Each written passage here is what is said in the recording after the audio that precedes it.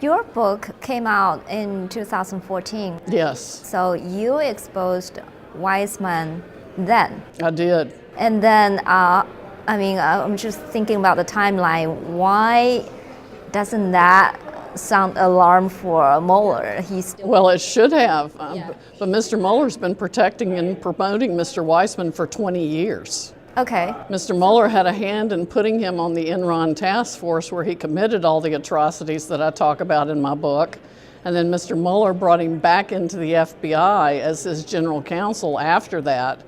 And even though we filed a grievance against Mr. Weissman that was very compelling, and even though the United States Court of Appeals for the Fifth Circuit found that Mr. Weissman plainly suppressed evidence favorable to the defense, Mr. Mueller kept protecting him. And then Leslie Caldwell, who's also in the book, brought him back into the Department of Justice when Loretta Lynch was Attorney General.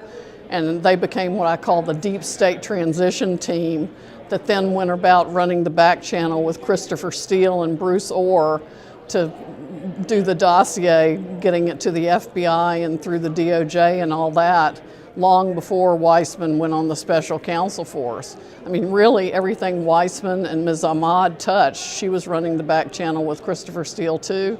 Everything they touched should be thrown out for egregious government misconduct. Mm-hmm.